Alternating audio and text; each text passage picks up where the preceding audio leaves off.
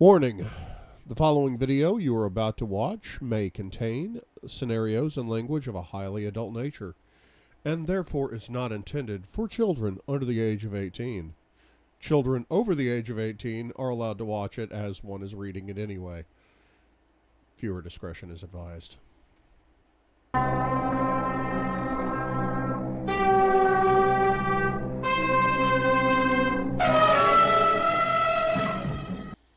Hey, what is up? This is Couch Potato Mike, coming to you once again from the book club for Chapter 41 of Freed by E.L.James. But before we jump right into 41, I want to thank you guys for all the comments and for likes and the subscribes especially. At the time of this recording, I'm up to 317 subscribers, which is awesome because now we're on the road to 400. And I never thought I'd get this far, so thank you guys. Thank you so much for getting me this far, and I want to thank all you guys that are going to subscribe after you watch me read this, or just go ahead and subscribe right now. There's a little Couch Potato Mike logo down in the corner of the screen. It's like right there somewhere, right there. Just go ahead and click that. Go on. I'll wait. All right, I can't wait all day. So remember to also hit the like button and ring the bell icons, when these are coming out. But today we're going to get right into Chapter 41. Look, this is all the book that's left, guys. That's it. So right into Chapter 41, which takes place on Monday, September the 19th of 2011.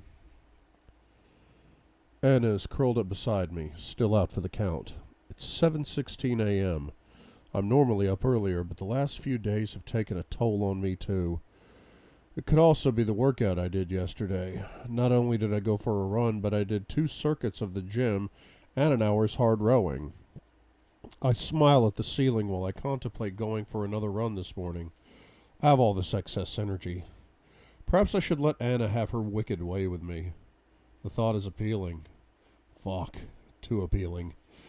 Taking a deep breath, I bring my wayward body to heel, grab my phone, and ease myself out of bed. Maybe I'll come back when she's awake. Right now, I'm hungry. Good morning, Mr. Gray. Gail is in the kitchen. If she's surprised that I'm still in my pajamas, she doesn't give anything away.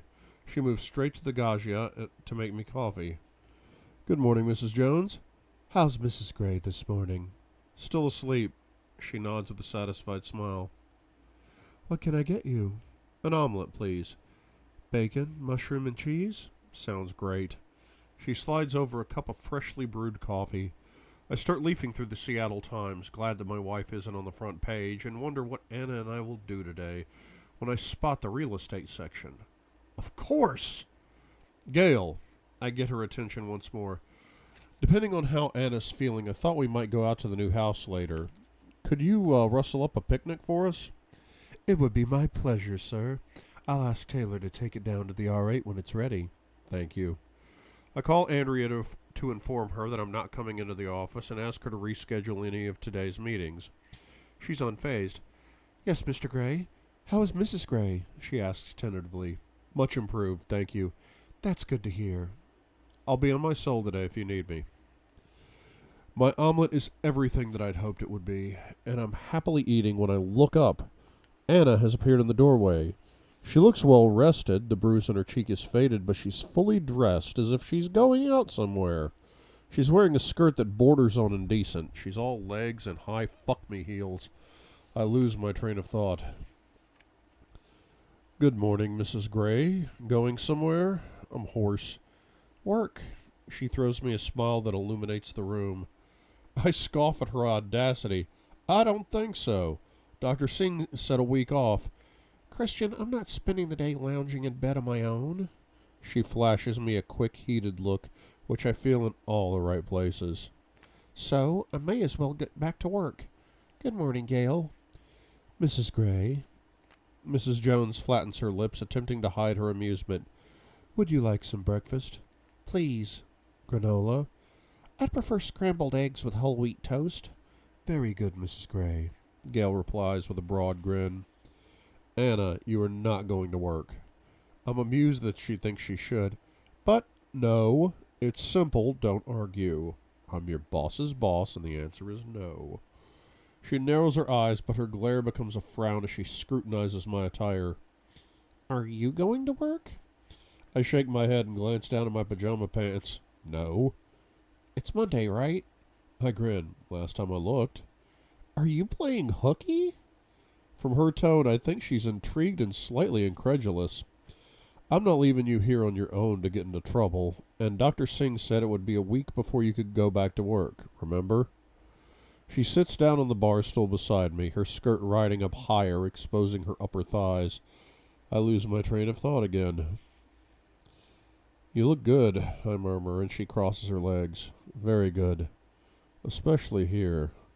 I cannot resist running my finger across the exposed skin between her stocking tops and the hem of her skirt. The skirt is very short, I murmur.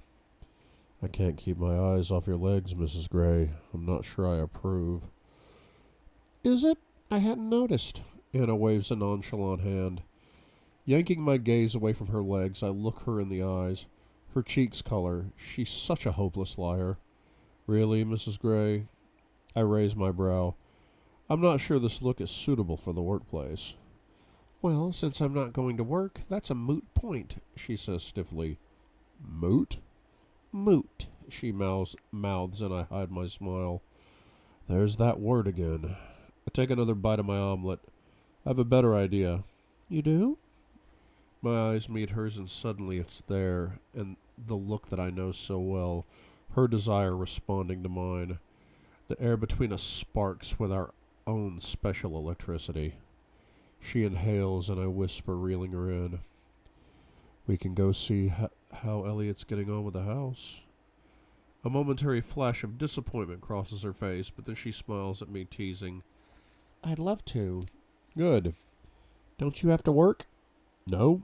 Roz is back from Taiwan. That all went well. Today, everything's fine. There are certain advantages to being your own boss. I thought you were going to Taiwan. Anna, you were in the hospital. There was no way I was leaving you. Oh. Yeah, oh. So today I'm spending some quality time with my wife. I take a sip of Mrs. Jones' great coffee. Quality time? Anna's yearnings thread through each syllable. Oh, baby. Gail places Anna's scrambled eggs in front of her. Quality time, I murmur. Anna's eyes dart from my lips to her breakfast, and her breakfast wins. Damn, thwarted by scrambled eggs. It's good to see you eat, I murmur, and pushing my plate aside, I step off my bar stool and kiss Anna's hair. I'm going to shower. Can I come scrub your back? She asks through a mouthful of breakfast. No, eat. I stride off to the bathroom, feeling her eyes on me. As I exit, I strip off my shirt, and I don't know if it's to tempt her to join me in the shower or not. Keeping my hands off her is getting harder and harder in more ways than one. Gray, grow up. Anna has insisted that we go visit Ray first, but we don't stay long. Mr. Rodriguez is with him, watching a British soccer match from yesterday. Manchester United versus Chelsea. Manchester United is 2 goals up, which seems to please Mr. Rodriguez enormously, judging by his cheer. I sigh. Try as I might, I don't care for soccer. Anna takes pity on me and lets Ray know that we're off. Thank heavens. I sit back and relax as we cruise in my R8 to the new house. I'm excited to see the destruction that Elliot has wrought, and hopefully the beginnings of what our home will be. Anna has changed her sky-high heels for more sensible flats. She's tapping her feet to a Crosby, Stills and Nash song that blares over the Audi sound system, looking happy to be out and about. 2 days of enforced bed rest has been good for her. She has color in her cheeks and a soft, sweet smile for me when I glance at her. She seems to have set aside her recent horrific encounter with the evil Hyde. I push him out of my mind. Don't go there, Gray. I want to preserve my good mood. Since I unburdened my soul a couple of nights ago, I felt happier. I had no idea that spilling my guts to my wife would have such a beneficial effect. I don't know if it's because I finally laid the ghost of Eleanor Lincoln to rest, or if it's because my parents have provided me with some of the missing pieces from the incomplete puzzle that was my former life, but my heart is lighter somehow, freer even. but tethered and as steadfast as ever to the beautiful woman beside me. Anna knows me. She refracts my darkness and turns it to brilliant light. I shake my head at my fanciful thoughts. Flowery gray. She's still here, in spite of all that I've done. The warmth of her love spreads through my veins. Reaching over, I squeeze her leg, then trail my fingers over her exposed flesh to her thigh-high, relishing the feel of her skin. I'm glad you didn't change. Anna covers my hand with her own. Are you going to continue to tease me? I didn't know that what I was doing. But hey, I'll play. Maybe. Why? Because I can. I beam at her. Two can play that game, she whispers. I move my fingers up her inner thigh. Bring it on, Mrs. Gray. She takes my hand and places it on my knee. Well, you can keep your hands to yourself, she says primly. As you wish, Mrs. Gray. I cannot hide my smile. I love playful Anna. Ha! I love Anna. Period. Stopping at the gates to our house, I press the entry code into the keypad. The metal gate swings slowly open, creaking a protest at being disturbed. They need replacing, and we'll get around to it eventually. Speeding along the driveway, I wish I'd taken the top down on the car. The tall grass on the meadow is golden beneath the September sun, and the trees lining the drive are all decked in the colors of coming fall. The sound in the distance is a brilliant blue. It's idyllic, and it's ours. As the lane meanders around the wide curve, the house appears, surrounded by a number of Elliot's construction trucks. It's hidden behind scaffolding, and several of Elliot's crew are at work on the roof. I park outside the portico, switching off the engine, and turn to Anna. Let's go find Elliot. I'm buzzing to see what he's accomplished so far. Is he here?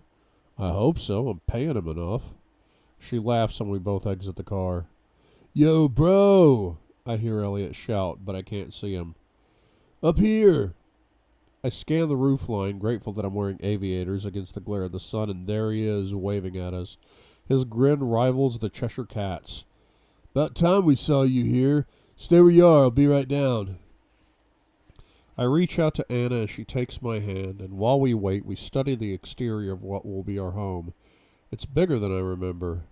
Plenty of room for our child. My wayward thought surprises me. Finally, Elliot appears at the front door, caked in grime but still wearing his broad grin. He's clearly over the moon that we're here. Hey, bro. He pumps my hand like he's trying to drag water from the deepest well. And how are you, little lady? He grabs Anna and swings her around. Better, thanks, she says, laughing, a little embarrassed, I think. Dude, quit manhandling my wife. Her ribs are bruised. He sets her down and I scowl at him. Asshole. But he ignores me. No one is raining on his parade today.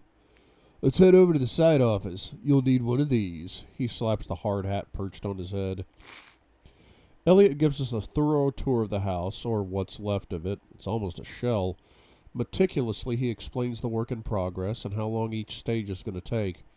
When he's in his element like this, he's so engaging. Both Anna and I listen, rapt. The back wall at the rear has disappeared. This is where Gian Matteo's glass wall will be, and the view is spectacular. There are a few sails out on the Sound, and I'm tempted to go down to the Grace after our visit here. But that's not such a good idea given Anna's recent injuries. She's still recovering and needs to take it easy.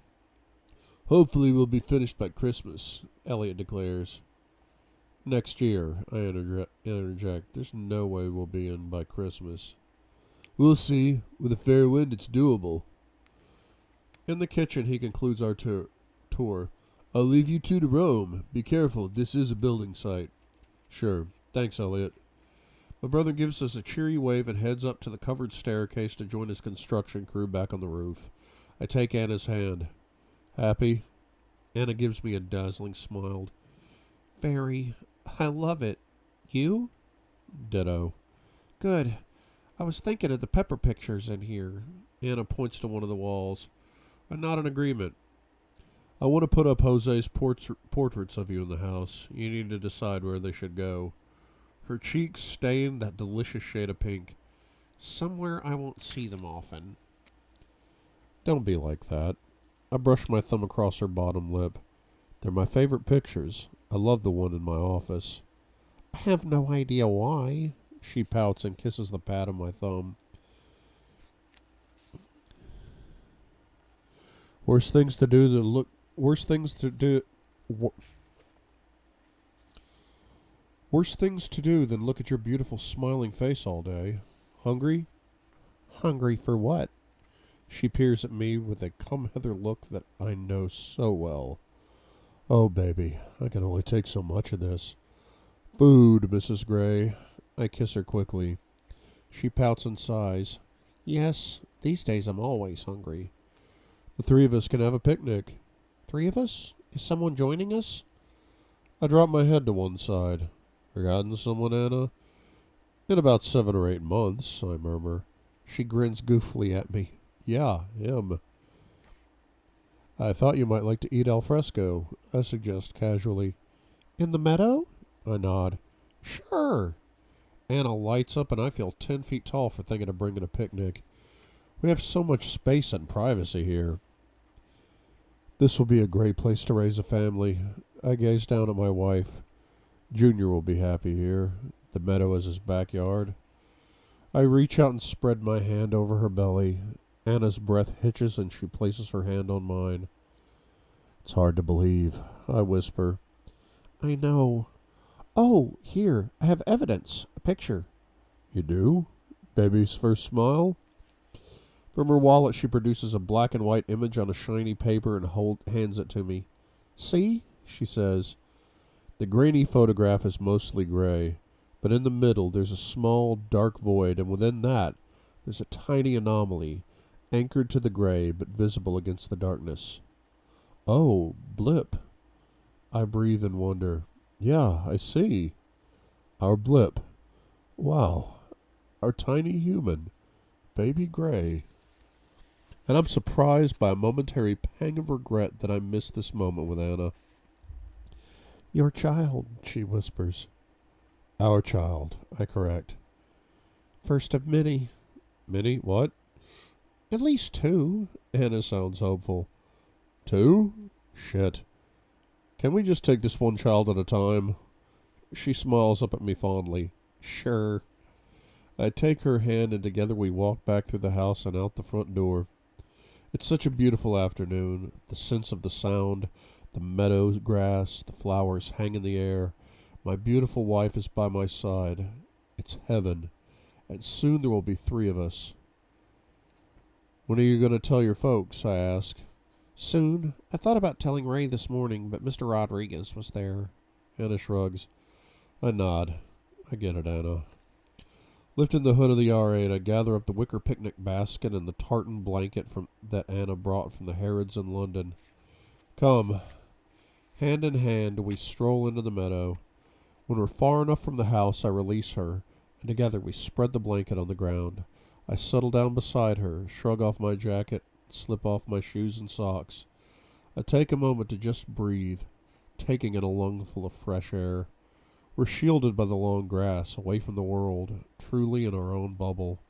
As Anna opens the picnic basket to inspect all the goodies that Mrs. Jones has provided, my phone vibrates. Shit. It's Roz. Thank you for answering my question. I'm glad to hear that Anna is on the mend, Roz says over the phone. You're welcome. It's the second time she's called and the third call that I've had since we started our picnic. You shouldn't be so indispensable. I laugh. You flatter me. Anna is lying beside me, half listening to my side of the conversation. Her brow puckers at my last remark.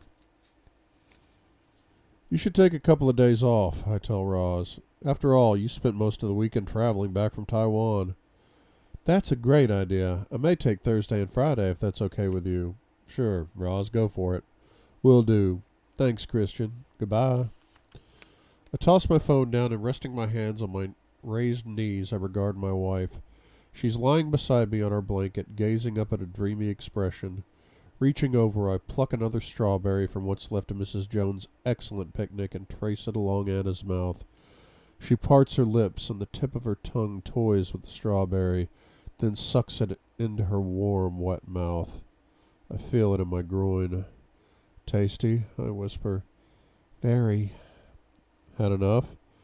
Of strawberries, yes. Her tone is low. Anna, no one can see us here. Gray, behave. I grin. Enough. I change the subject. Mrs. Jones packs a mighty fine picnic. That she does. God, I miss my wife. Oliver.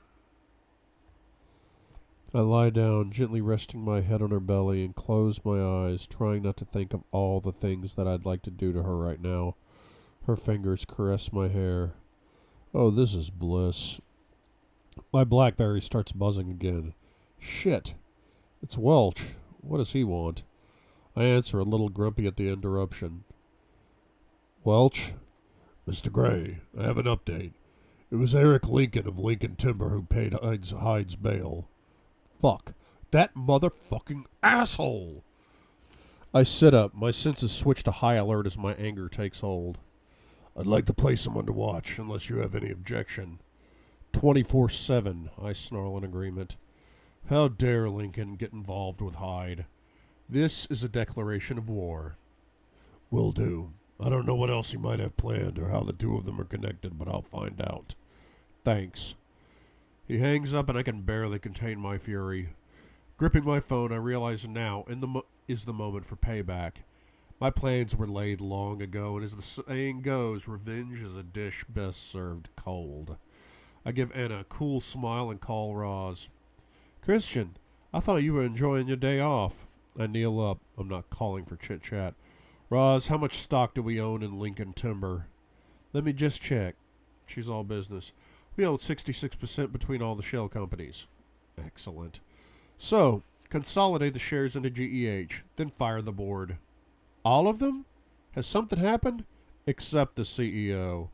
Christian, that doesn't make sense. I don't give a fuck. She gasps. There'll be no company left. What can the CEO do? If you want to liquidate this company, this isn't the way. I hear you. Just do it. I growl, keeping a lid on my anger. She sighs, sounding resigned. They're your shares. She's not going to argue further. Thank you, I reply, feeling a little calmer. I'll get Marco on it. Keep me informed. When I hang up, Anna is wide-eyed. What's happened? She whispers. Link. Link? Elena's ex? The same. He's the one who posted Hyde's bail. Anna's mouth drops open in shock. Well, he'll look like an idiot, she says dismayed. I mean, Hyde committed another crime while out on bail. As ever, Anna has a smart response. Fair point. Well made, Mrs. Gray. What did you just do? She kneels up to face me. I fucked him over. She shivers. That seems a little impulsive. I'm an in-the-moment kind of guy. I'm aware of that. I had this plan in my back pocket for a while, I explain. A hostile takeover. Oh. Anna tilts her head, her gaze demanding answers. I debate whether to tell her. Hell, she knows everything about Elena anyway. I take a deep breath and shoot her a warning look. This is rough, Anna. Several years back when I was 21, Link beat his wife to a pulp. He broke her jaw, her left arm, and 4 of her ribs because she was fucking me. And now I learn he posted bail for a man who tried to kill me, kidnap my sister, and fracture my wife's skull. I've had enough. I think it's payback time. My mind drifts to that awful moment when he beat me, too. I thought he'd dislocated my jaw. My hand moves to my chin as I recall this disturbing incident. I lost consciousness for a few minutes, and it was enough time for him to do his worst to Elena. And I did nothing. I was too shocked, too dazed. Damn. Gray, stop now. Anna's face is pale. Fair point well made, Mr. Gray, she says. Anna, this is what I do. I'm not usually motivated by revenge, but I cannot let him get away with this. What he did to Elena, well, she should have pressed charges, but she didn't. That was her prerogative. My jaw tenses. But he seriously crossed the line with Hyde. Link's made this personal by going after my family. I'm going to crush him, break up his company right under his nose, and sell the pieces to the highest bidder. I'm going to bankrupt him. Anna gasps.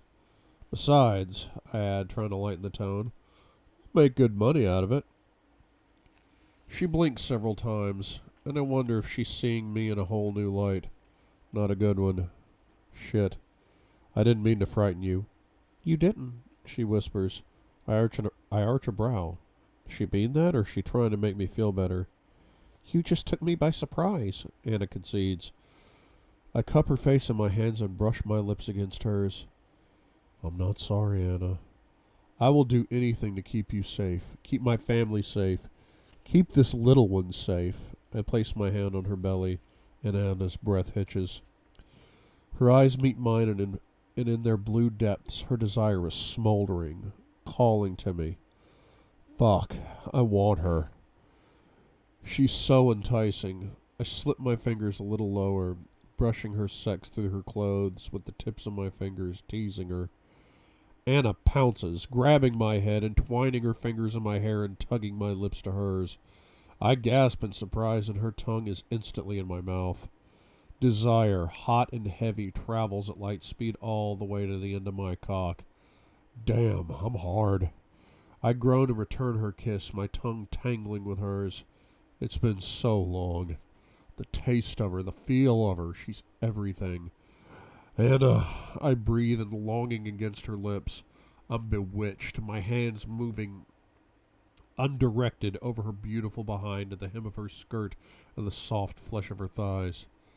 Thank all that is holy for this short skirt. Her hands start to unbutton my shirt as ever, all fingers and thumbs, and for a moment of fumbling fingers distracts me. Whoa, Anna, stop. With enormous restraint, I pull back and grab her hands. No, she cries, distraught, and her teeth clamp on my lower lip. No, she's insistent, darkening blue eyes staring at me with longing. She releases me. I want you. Anna, you're hurt. My body agrees with Anna. Please, I need you. It's a heartfelt plea. Oh, fuck. I'm done. I concede, overcome by her ardor and my need. I groan and my mouth finds hers, kissing her and tasting her once more. Cradling her head, I run my hand down her body to her waist and gently ease her onto her back and stretch out beside her. We kiss and kiss, lips and tongues locked, reacquainting ourselves with each other. When I come up for air, I stare down into dazed eyes with passion. You are so beautiful, Mrs. Gray. Her fingers strum my face. So are you, Mr. Gray, inside and out. Oh, I'm not sure that's true. Her fingers trace the line of my brow. Don't frown, she whispers. You are to me, even when you're angry. She says the sweetest things. I moan and I kiss her once more and revel in her response, her body rising to meet mine. I've missed you. My words are inadequate and no match for the feelings behind them. She is the world to me. I skim my teeth over her jaw. I've missed you too, oh Christian. Her passion spurs me on. I run my lips along her throat, leaving soft wet kisses in their wake, and I unbutton her shirt and tug it open to kiss the soft swell of her breasts. Sweet Jesus, they're bigger. Already? Your body's changing, I murmur in appreciation, and rub my thumb over her bra, coaxing her nipple awake until it's begging for my lips. I like. Did I say that out loud? I don't know. I don't care. I'm just so enamored of my wife. I nuzzle her breast with my nose and my tongue through the white gossamer of her bra. As her nipple strains for the release, I use my teeth to drag down the cup, freeing her breast. Her nipple puckers in the gentle breeze, and I draw it slowly into my mouth and suck hard. Ah, Anna groans, then flinches beneath me. Fuck, her ribs. I stop immediately. Anna, damn. This is what I'm talking about. Your lack of self-preservation. I don't want to hurt you. Desperate, blazing eyes meet mine. No, don't stop, she whimpers. Please. Shit. My whole body is screaming, don't stop. But, hell. Here. Carefully, I lift her and shift her so she's astride me, and my hands travel smoothly up her legs to the top of her thigh-highs. She is one hell of a sight. her hair falling toward me, eyes soft and full of desire, her breast free. There, that's better, and I can enjoy the view. I hook my fingers into the other bra cup and drag it down so that I have both of her breasts to enjoy. As I take them in my hands, Anna groans and throws her head back, pushing them farther into my palms. Oh, baby. I tug and tease each of her nipples, and they lengthen further beneath my touch until she cries out, I want her mouth. I sit up so we're nose to nose, and I kiss her, my tongue and my fingers teasing and tantalizing her. Anna's fingers are my shirt again, scrambling to undo the remaining buttons, and she's kissing me back with such fervor that I'm sure either one or both of us will combust. There's a desperation in her kiss. Hey, gently. I grasp her head and ease back. There's no rush. Take it slow. I want to savor you. Christian, it's been so long. She's breathless. I know, but you're hurt. Let's not be hasty. Slow. That's not a request. I press my lips to the right corner of her mouth. Slow. The left corner. Slow, baby. I suck her bottom lip into my mouth. Let's take this slow. Cradling her head, I continue to kiss her, my tongue subduing hers enticing mine. She glides her fingers across my face, my chin, my throat, and starts on the shirt buttons once more. She tugs my shirt apart, her fingers caressing my chest, then pushing me down so that I'm prostrate beneath her. She gazes down at me and squirms over my groin. I push up my hips to enjoy the friction against my eager dick. Anna watches me, her lips parted as she traces my mouth with the tips of her fingers. She moves on, her fingers skimming over my jaw, down my neck to the base of my throat. Leaning down, her tender kisses trail where her fingers have been, grazing my jaw and my throat. I surrender to the sensation, closing my eyes and reclining my head with a moan.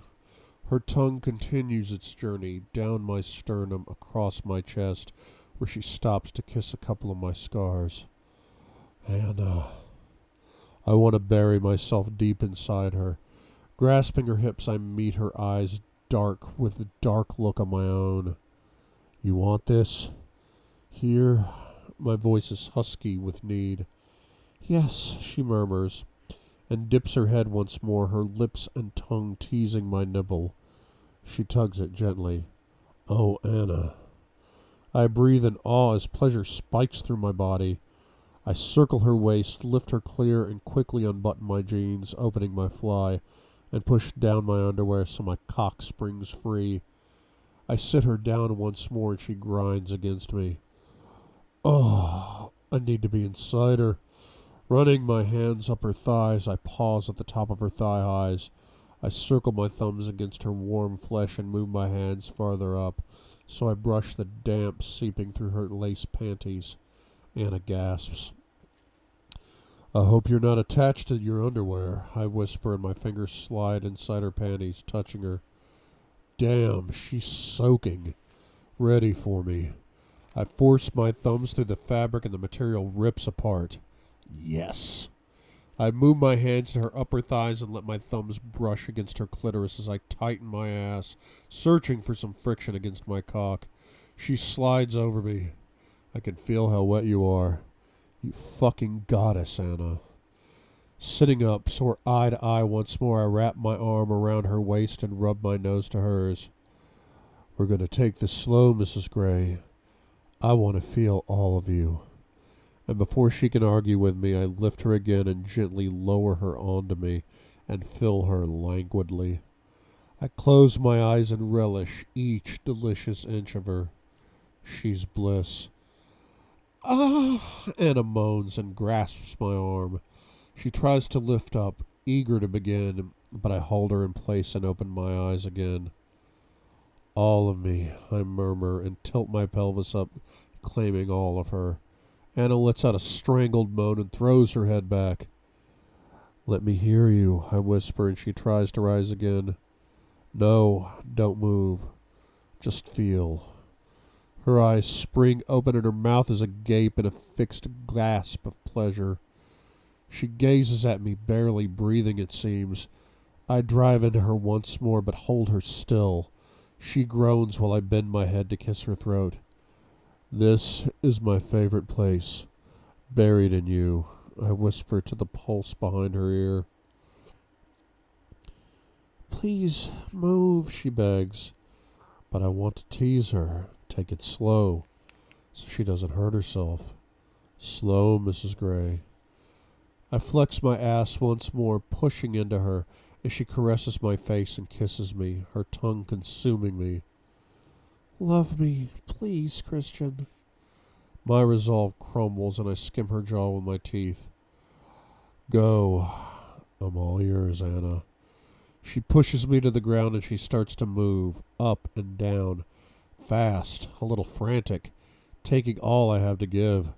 Oh, God.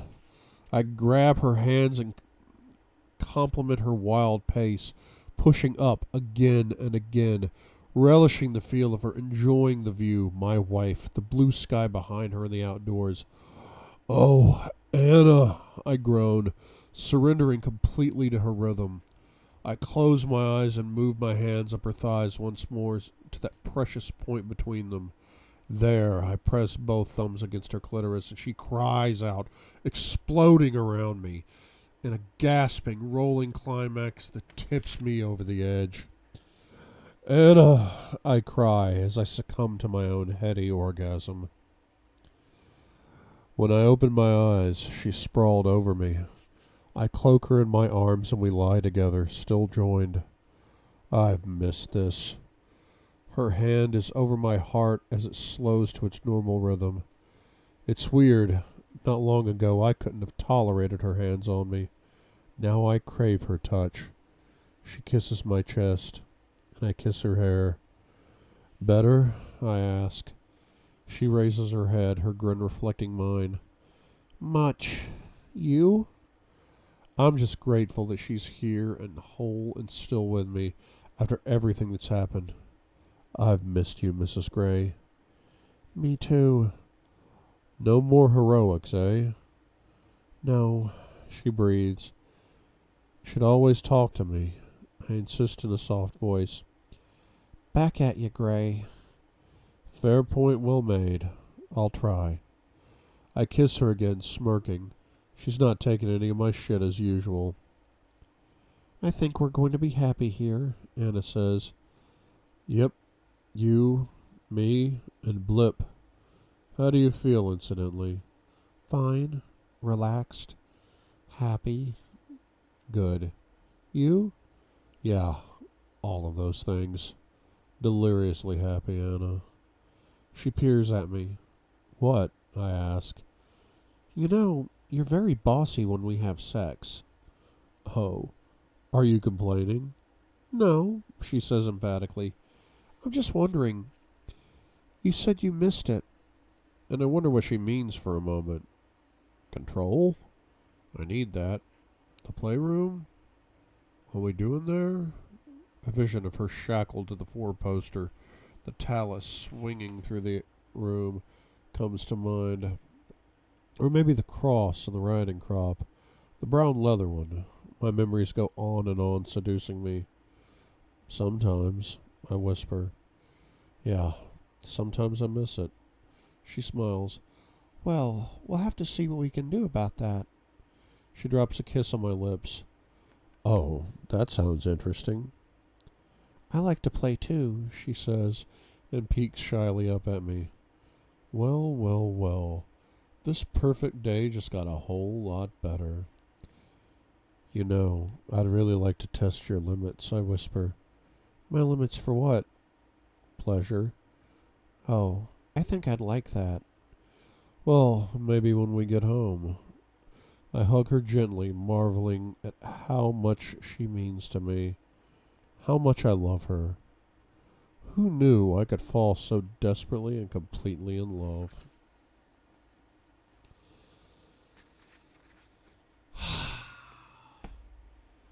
Defeated by scrambled eggs. Wow. Good book. It's been a very, very good book. And we still got at least one more chapter before the epilogue, if I'm not mistaken. It's in there somewhere. We'll find out, I guess. I've said before, the contest will conclude. I'll do the giveaway at the end of the epilogue episode with instructions on how to claim the prize. So until then, until the next chapter, this is Couch Potato Mike, reminding you guys that in the end, we're all stories. So let's make them good ones. See you next time, guys.